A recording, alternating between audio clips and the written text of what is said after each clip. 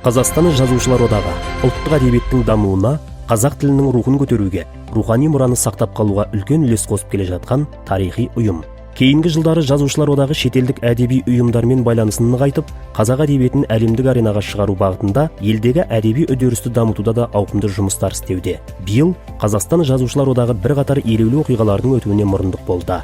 Атап айтқанда, 27 қаңтарда Қазақстан жазушылар одағы мен Қазақстан Республикасының ұлттық спорт қауымдастығы бірлесіп өткізген құлагер байқауы мәресіне жетті. 7 номинация бойынша берілген әрқайсысы 2 миллион теңгеден қаржылай сыйақы қаламгерлерге үлкен қолдау болды. 3 ақпанда Алматыдағы Достық үйінде жазушылар одағының ұйымдастыруымен классик жазушы, Қазақстанның халық жазушысы, мемлекеттік сыйлықтың иегері Мұхтар Мағауиннің туғанына 85 жыл толуына орай Мұхтар Мағауин ұлы жазушы, ғұлама тарихшы атты конференция ұйымдастырылды. 28 ақпан Жамбыл Жабаевтың туған күнінде Алматы облысының Жамбыл ауданында Жыр алыбы Жамбыл атты мерекелік іс-шара өтті. Бұл шараның ерекшелігі ұлы жыраудың туған күнін жазушылар одағы еліміздің 17 өңірінен тікелей трансляциялады. Мұнан былай Абай, Махамбет секілді ұлы тұлғалардың да туған күндері ел бойынша осындай тәсілмен аталып өту туралы шешім қабылданды.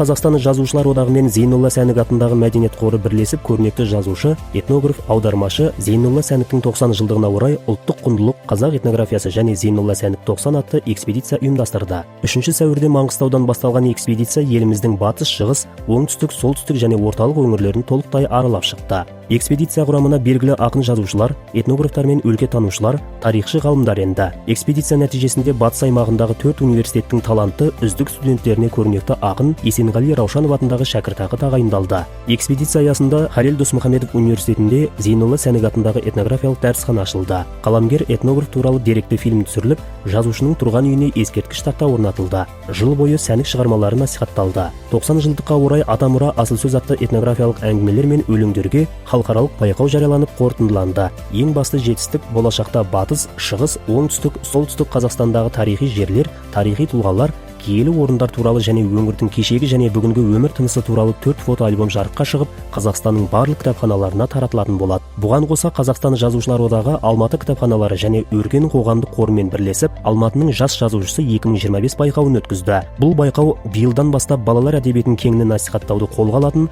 Қазақстанның жас жазушысы ауқымды жобаға айналды. Бүгінгі таңда Қазақстанның жас жазушысы 2026 шығармашылық байқауы еліміздің түкпір-түкпірінде облыстық қалалық деңгейде өту үстінде. Байқаудың республикалық кезеңі 1 маусым күні Алматы қаласында өтіп, байқау жеңімпаздары анықталатын болады. 28-29 сәуірде Қазақстан жазушылар одағының әдебиетшілер үйінде дәстүрлі әдеби жыл қорытындысы өтті. 2024 жылы жазушылар одағының атқарған жұмыстарынан есеп беріліп, әдебиеттің жетістігі мен кемшін тұстары, бағыт-бағдары жан-жақты талқыланды. Жиын соңында әдебиетке қосқан елеулі үлестері үшін бір топ қаламгер халықаралық Алаш әдеби сыйлығын және Қазақстанның құрметті жазушысы атағын иеленді және бір топ талантты қалам иелері Қазақстан жазушылар одағына мүше болды. Қазақстан жазушылар одағының ұйымдастыруымен Атырау облысының әкімдігінің қолдауымен Атырау қаласында жұмысшы мамандығы және Қазақстан жазушылар атты көшпелі пленум өтті. Пленум аясында Махамбет атындағы әдеби сыйлығы табысталып, тұңғыш рет сөз сыбаға әдеби аукцион өтті. Ақтау түркі әлемінің мәдени астанасы жобасы аясында Ақтау қаласының әкімдігі халықаралық түрксой ұйымы және Қазақстан жазушылар одағының ұйымдастыруымен халықаралық түркі жас қаламгерлері фестиваль өтті.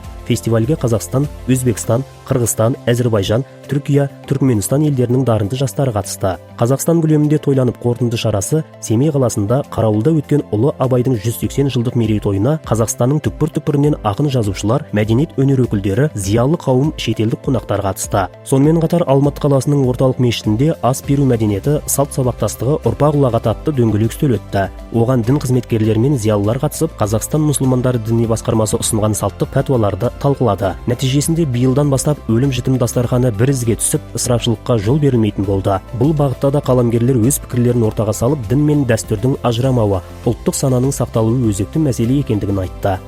Қазақ әдебиеті, қазақ тілі оқулықтары мен бағдарламаларындағы елеулі кемшіліктер және оларды шешу жолдары деген тақырыпта Қазақстан жазушылар одағы форум өткізді. Форумға ақын жазушылар, оқытушылар, оқулық авторлары, оқулық редакторлары, баспагерлер, әдебиеттанушылар, тіл ғалымдары, бұқаралық ақпарат өкілдері қатысып, өзекті мәселелерді қаузап, ұсыныс пікірлерін ортаға салды. Форумға қатысушылар қарар қабылдап, оны үкімет басшысына, мемлекеттік кеңесшіге, оқу-ағарту министріне жолдады. Түйткілді мәселелерді көтерген форум қоғамға үлкен қозғау салды. 18-28 тамыз аралығында Қазақстан Республикасы мәдениет және ақпарат министрлігі және Қазақстан жазушылар одағы арасындағы стратегиялық әріптестік аясында жүзеге асып келе жатқан жас жазушылардың әдеби шеберлік мектебі курс өтті. Курсқа Қазақстанның түкпір-түкпірінен 18-35 жас аралығындағы жас таланттар қатысып, оларға алыс жақын шетелдік және отандық қаламгерлер ғылым ордасына қарасты 5 ғылыми зерттеу институтының ғалымдары дәріс оқыды. Ақтөбеде әдебиет, рух, қоғам дәстүрлі әдеби байқау өтті. Оған поэзия, проза, драматургия, сатира, балалар әдебиеті, аударма саласы бойынша 140 шығарма қатысып, жеңімпаз 11 қаламгер әрқайсысы 1 миллион теңге қаржылай сыйлықпен марапатталды. Биылғы байқау ақын аудармашы Қазақстанның халық жазушысы Қуандық Шаңғытбаевтың 100, көрнекті сатирик ақын жазушы Үмбетбай Уайдиннің 90 жылдық мерейтойына арналды. 3 қазанда сөз өнері ұлттық әдебиеттің даму болашағы халықаралық әдеби форум өтті. Оған көршілес Өзбекстан, Қырғызстан елдерінен келген ғалымдар мен қаламгерлер, қазақстандық ақын жазушылар, әдебиеттанушы ғалымдар, сыншылар, оқырмандар мен кітапханашылар қатысты. 2 желтоқсанда Қазақстан жазушылар одағының ғимаратында Қазақстан Республикасы президентінің кеңесшісі Отарбаев Мәлік Нұржанұлы жас қаламгерлермен кездесу өткізді. Кездесу барысында мемлекет басшысы Қасым-Жомарт Тоқаевтың жасанды интеллект дәуіріндегі Қазақстан өзекті мәселелер және оны түбегейлі цифрлық өзгерістер арқылы шешу атты 2025 жылғы 8 қыркүйектегі жолдауы талқыланып, оның негізгі басымдықтары жан-жақты түсіндірілді. Президент кеңесшісі жазушылар одағының кейінгі жылдардағы жұмысына оң баға беріп, президенттің жас қаламгерлерге сәлемін жеткізді.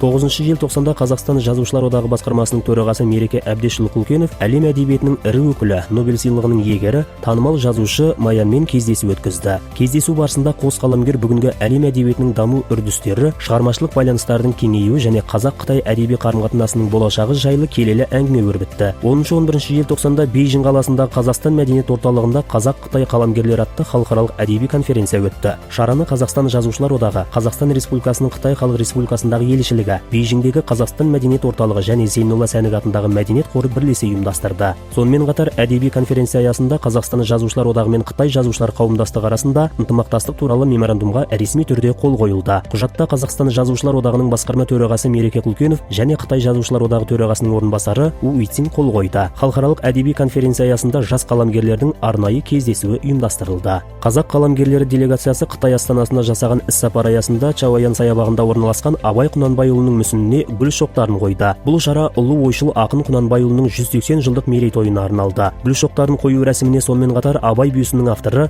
белгілі Қытай мүсіншісі Юан Сикун арнайы қатысты. Бұдан соң арнайы делегация бір ғасырдан астам тарихы бар Қытайдың ұлттық кітапханасы мен заманауи әдебиет музейіне қазақ қаламгерлерінің кітаптарын сыйға тартты. 15 желтоқсанда Қазақстан жазушылар одағы мен Қазақстан Республикасының мәдениет және ақпарат министрлігі бірлесіп жүзеге асырып келе жатқан маңызды мәдени жоба ТМД елдерінің архивтеріндегі қазақстандық жазушылардың зерттеу жұмыстарында аяқталды. Жоба барысында отандық қаламгерлер ТМД елдерінің бірқатар архивтерінде зерттеу жүргізіп, қазақ тарихы мен әдебиетіне қатысты тың деректерді жинақтап, 15 ғылыми шығармашылық еңбек әзірледі. 20 желтоқсан күні Астана қаласында алғаш рет жас әдебиеттің көк жиегі тақырыбында Қазақстан жазушылар одағының жыл қорытынды жиыны өтті. Қазақстан Республикасы мәдениет және ақпарат министрлігі мен Қазақстан жазушылар одағы бірлесіп ұйымдастырған іс-шарада жазушылар одағының 2025 жылы атқарған жұмыстары қорытындыланып, отандық әдебиеттің қазіргі даму бағыттары мен алдағы жоспарлары жан-жақты талқыланды. Жиын аясында түркі әлемінің әдебиеті жобасы аясында шыққан 4 жаңа кітаптың, сондай-ақ жаңа Қазақстанның әдеби танымдық панорамасы жобасының аясында шыққан жас қаламгерлердің 20 кітабының тұсауы кесілді. Бұдан бөлек қоғамдық маңызы бар әдебиеттерді басып шығару және тарату мемлекеттік бағдарламасы шеңберінде жарық көрген Қадыр Мырзәлі мен Тұманбай Молдағалиевтің кітаптарының тұсаукесер рәсімі өтті.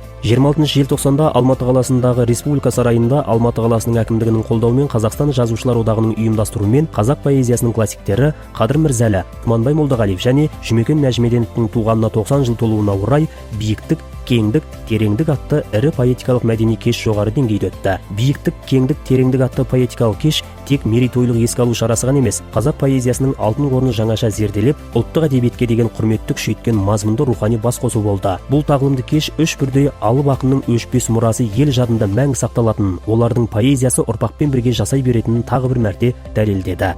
29 желтоқсанда Алматы қаласының әкімдігінің қолдауымен Қазақстан жазушылар одағының ұйымдастыруымен Алматы Арман қала атты әдеби сазды кеш өтті. Рухани шара Құрманғазы атындағы Қазақ ұлттық халық аспаптар оркестрінің концерт залында ұйымдастырылып, қала жұртшылығы мен өнерсүйер қауымды бір арнаға тоғыстырды. Кеш аясында дәстүрлі республикалық асыл сөз әдеби сыйлығының 2025 жылғы иегерлері анықталды. Проза номинациясы бойынша бұл мәртебелі марапат ақын Алмас Ахметбекұлына, проза номинациясы бойынша жазушы Заря Жұмановаға табысталды. Бұл сыйлық отандық әдебиетті қолдауға және шығармашылық шығармашылық иелерінің еңбегін кеңінен насихаттауға бағытталған. Сонымен қатар кеште Алматы Арман қала республикалық жыр мүшәйрасының қорытындысы шығарылып, еліміздің әр өңірінен қатысқан ақындар арасынан үздік деп танылған авторлар марапатталды. Қазақстан Жазушылар одағы ұлттық әдебиетті дамыту, жас авторларды қолдау, үздік шығармаларды насихаттау, әлемдік аренаға шығаруға ықпал ету бағытындағы жұмыстарды жалғастыра беретін болады.